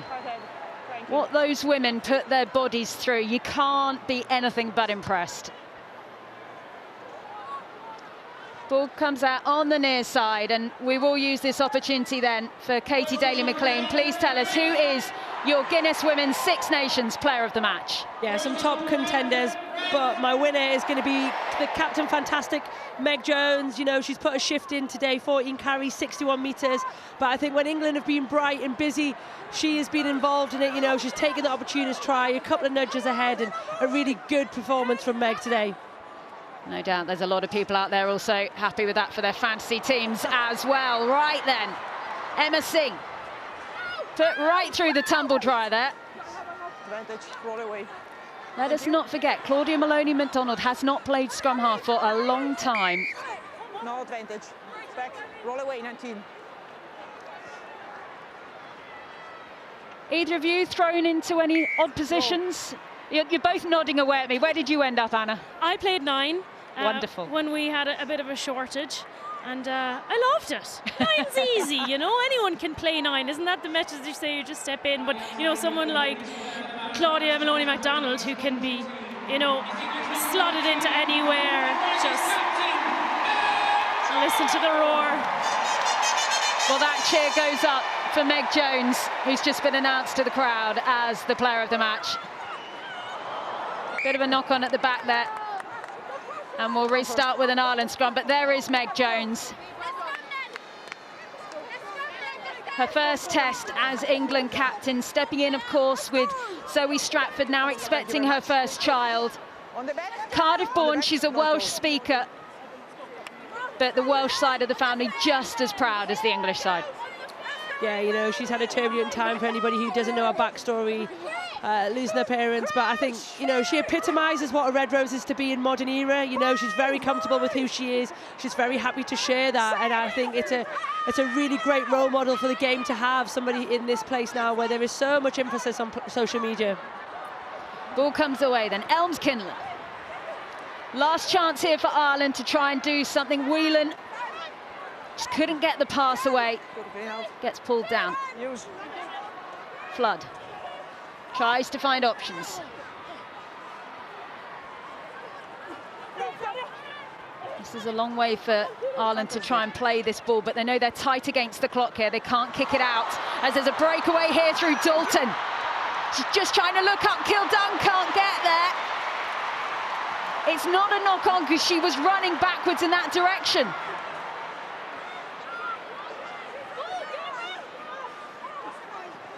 If the scoreline stays like this is the closest margin it's been for over a decade between these sides, which does show improvement for Ireland, but are England finished? Rowland sends it down. That's gone out of play. That is it. England win. That is now 34 test wins in a row. The machine is purring very nicely indeed. Ireland put up a good fight, but they're still not quite up there just yet.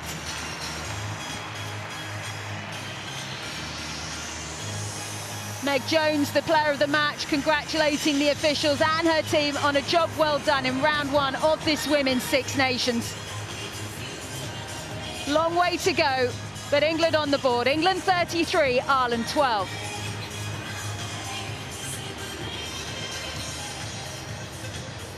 Well, it's been such an incredible occasion once again here in southwest London. Everyone has turned out all over again. The next time England play, they'll be down at Ashton Gate in Bristol. That one already sold out, and the crowd will be expectant once again for a very similar result when they take on Wales. Of course, Wales will be up very shortly when they'll be taking on Scotland. So after 2 games of this Women's Six Nations, we've had a win for England and we've had a win for France. They beat Italy a little bit earlier today, that one finishing France 40, Ireland 7.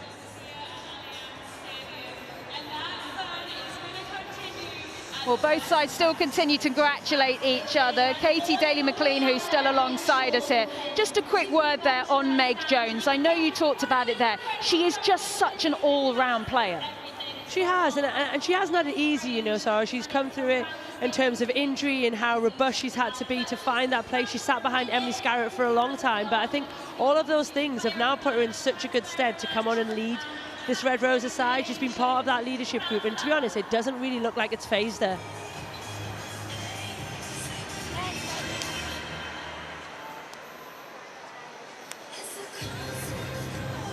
Well, you can just see that the final congratulations still ongoing. England next week, big match up at Murrayfield against Scotland. Ireland in round 2. They will be welcoming Italy. I understand there's 9,000 tickets sold for that one as well. Sarah Byrne of Bristol, their cracking effort that she put in. Couple of tries for her today. Certainly a contender, and Bristol have had a bit of a tricky season themselves, but she's been one of the players that's really stood up in the second half of this season to try and push their campaign back on again. Unlikely to be mixing it in the top part of the table now, Bristol, but she's certainly been at the centre of a comeback. Right, the England team chat is going on in the middle of the field as they just pick apart yet another victory for the Red Roses.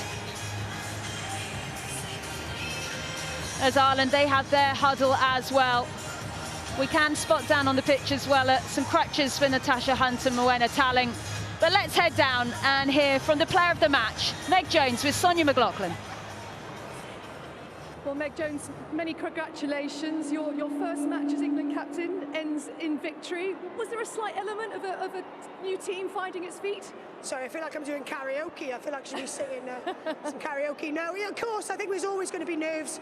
We're going into a big campaign off the back of an amazing World Cup, so there's always going to be that expectation. So to have this crowd is phenomenal. We wanted to play against big crowds, and this was it. And sometimes it does get a bit unstuck like that. But we found ways. That's what a winning team does. We find ways. We're dominant our set piece, and we get the luck of the bounce sometimes. So yeah, definitely a bit of nerves, but I'm sure we'll brush up on that. Really proud of the girls. We all fought in, dug in, and we got the victory. It is a much changed team from the one that lifted the World Cup trophy here back in September. What do you think is the growth potential? Yeah, huge. I think you're having certain players now step up into leadership roles. You've got the likes of Lil, Ives Campion, you've got Abby Burton as well, Sadia Cabea, all dominant players. And yeah, they'll have more of a voice now. They'll step into those positions and yeah, they'll start owning that role as they should. So there you are, you captain of England, you player of the match as well. So it's just an easy job, right? Well, it's all written for you, isn't it? It's already written for you. Look, now you've done it and you've led England out here at the Allianz Stadium for the very first time. Maybe a little quiet moment this evening. How might you reflect? Yeah, probably I'll head home, see my partner Celia. She tends to keep me grounded. I'll probably end up doing some washing or something, or some jobs she's got me around. So yeah, I'll head home and yeah, just probably sit and reflect. Definitely coming out the tunnel was amazing. Just seeing everyone and singing the anthem was second to none. You're a superstar. Well done to you. Thank you so much. Thanks everyone, appreciate it. Meg Jones there, the England captain, also the player of match as well. Just giving the crowds everything that they want, and that is just her personality in absolute spades. Talking a lot there about her partner, Celia Quansah, freshly engaged as well in the last few months. We're going to hear shortly from the Ireland camp as well. Worth mentioning that, of course, the last time they played here, it finished 88-10 to England. So this is a huge improvement as we do now head back down to pitch side, where we'll get to hear from the Ireland captain, Erin King, who once again is alongside Sonia.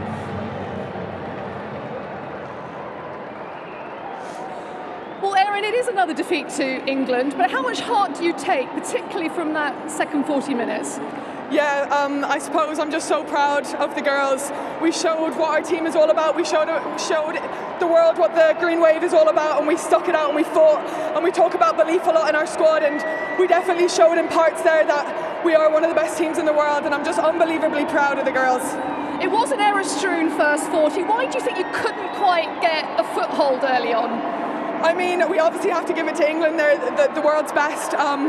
They just got an early in. We probably needed to be a little bit more physical in that first half and probably needed to start a little bit quicker, but you know, we've got them fixes now, and hopefully we'll go into the rest of the Six Nations with them quick starts. But yeah, we definitely showed in that second half what we can do and how tight-knit this group is and how much depth we have in the squad. You know, we had first caps coming on and putting in a fucking shift, so, oh, excuse me. It's all right, you're excited, I get it. Sorry. You were injured in this game a year ago and missed the World Cup, and then you come back today, you captain Ireland for the very first time, and you score a try. How much does that mean to you? Yeah, I suppose it was already such an honour getting to play alongside these legends, and getting to captain them is honestly beyond my wildest dreams. I wouldn't have been able to have the year I had without the coaches and my teammates, my family and my friends. So yeah, I'm just so lucky to be in such an amazing squad, and we're just going to keep growing our Green Wave and just getting better and better each week. Appreciate your time, Erin. Thank you very much. Thank you. Cheers. Well, apologies for any fruity language you might have heard there from our Ireland captain, Erin King. But you can understand the emotion, of course. Full time here, though, at the Allianz Stadium, England 33, Ireland 12.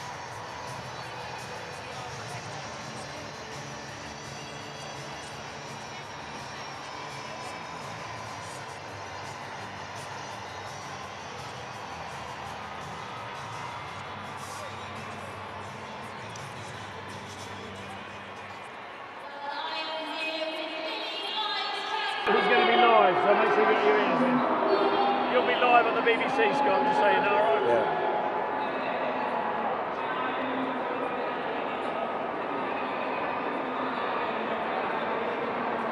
Just shuffle that way a tiny bit for me, that's lovely. Right in the chin. It got cold now. Sorry? When the sun goes in, it goes cold, doesn't it? I hear you. When the sun goes in, it goes cold.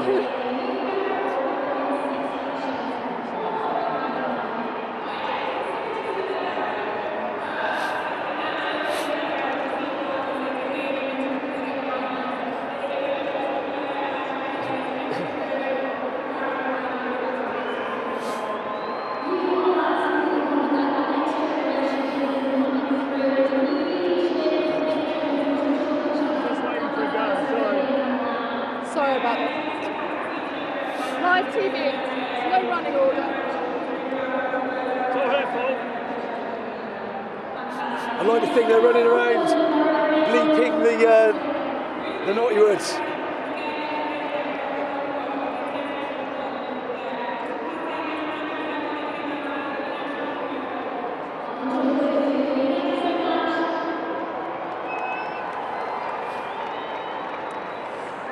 Scott, I'm going to start, if you like, at the end of the game. Just how proud are you that Ireland had the momentum and scored 2 tries against England? They've not done that since 2013. Look, I think that's a very good Red Roses team, isn't it? World champions, current number 1 in the world, and typically what they do, they go through the gears and they blow teams away in the end. So I'm really pleased that the second half was 12-all. The bit where we put ourselves in the position was 21-0 before that. But really sort of encouraged really with the spirit the Irish girls showed in the second half. It was a 44-point margin a year ago, 21 points this time. Is that progress, Scott? I think we're progressing.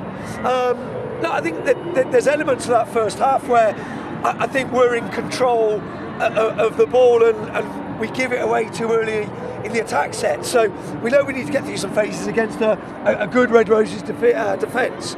So we've got to learn to go deeper in the attack sets, and we'll get more bang for our buck. But I think there's bits that we'll sort of look back on and think we're a little bit hard done by. I think we get a good turnover in our 22, Colleen Maloney McDonald, and then it's penalties given against us, and they get their first try off the back of it. And look, at some point, people are going to realise that we've got some firepower, that we create turnovers, and actually there's 2 even teams out there, and hopefully we start to get a bit more rub of the green. Thank you for your time. Go well next week against Italy. Thank you, Sonia.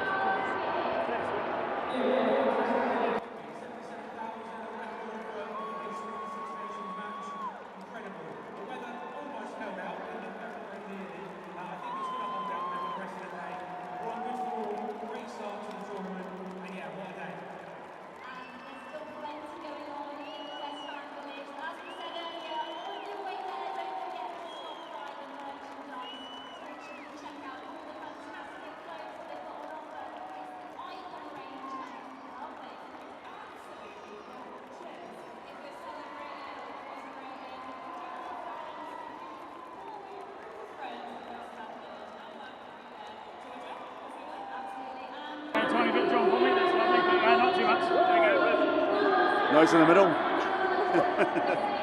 hope you can hear me. Are you alright to wait a minute? Yeah, easy, yeah. It's not live though, is it? Might be. Oh, right. Because I've only got 2. I have no idea. I'm not sure whether I'm about to record an interview with you or go live. So Okay. if you could just patient, that would be lovely.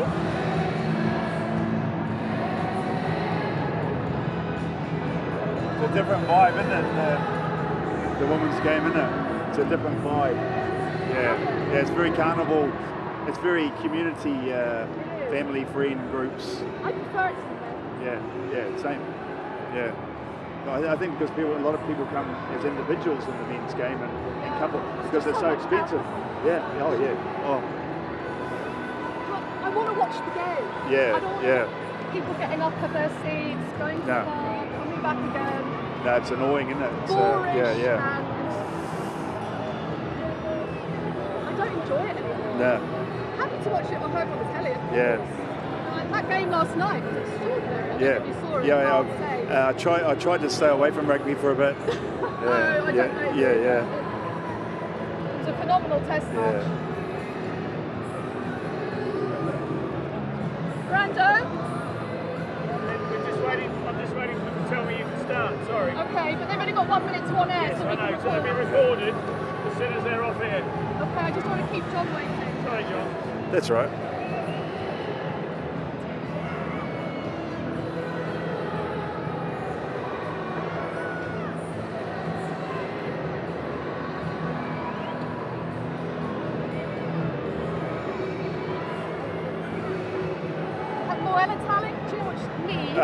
It should be. I don't know which knee it is, but it looks serious on the video. Yeah. Mo? Yeah, she's serious as well. Yeah, so, it does look. So we've lost 4 international locks now. I know. I was about to say. We've lost Rosie Gallagher's pregnant, Abby Ward's pregnant. Kath O'Donnell. Kath O'Donnell's gone, retired. Yes. Okay. Who's the fourth? Who's Boella? Add to those 2, and who's the fourth one? You got Abby Ward. Abby Ward, Rosie Gallagher, and Moena Talent. And then you've also got Zoe, the captain. Oh, Zoe Alcroft, of course. Yeah, she is. because she Well, can. who plays? Which I can move it to lock. Yeah. I always think of her as a six. Back row, really, yeah. But yeah, no, not too many teams lose No, 4 world-class locks. Anna Latui's got potential. Clearly. She has. But she's more a back rower than once a she lock. fastens up, she can carry and all those sorts of things, but she's still got the sort of the set piece detail and stuff to learn. But she's a good kid. Yeah. Nice. I haven't met her yet. Yeah. The girls were awesome with her. Kind of hold it there. Yeah. Come close. Just a tiny shuffle that way, please. Thank you. Thanks very much. Yeah.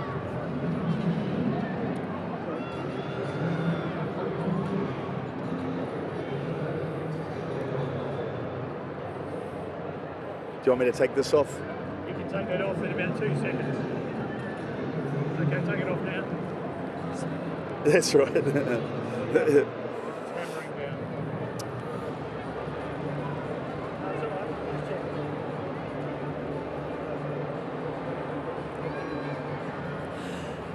John, your Six Nations campaign starts with a win. You said before the game you weren't quite sure what to expect from England. What did you make of it? Yeah, it was just a real arm wrestle, wasn't it? It was a very sort of clunky stop-start match. Obviously, we had to deal with unexpected injuries as well, all those things, and lost another international lock, and a great 9 as well, possibly. So you might see an England forward back by the end of the competition, all as back rowers. But I thought when we stuck to the plan, we were very good. At least I thought we were persistent, patient, and we pounced a couple of times and finished nicely. So I think it's a start at least. Moena Talling, her injury looked serious. Can you tell us anything? Yeah, she's very emotional at the moment. Again, we'll just have to wait and see what the scan says, but it didn't look very nice on the footage. Does it concern you, not just for her personally, but as you say, you're pretty light at lock now, given you've got a few of your second rowers are having babies? We've always been good at adapting. We'll just grow other people. As I said at the start, when we arrived, this is a new team, it's a new start, and there's new learning. So we got some really good learnings today. Like, I didn't know what to expect coming into the match. Now we've got something to work on. And what's the biggest thing you do take away from it as you start this new cycle? Because Ireland held you, it was 12-all in that second half. Yeah, but they were taken out of the match in the first half, weren't they? We let them back in and gave them some energy around the breakdown.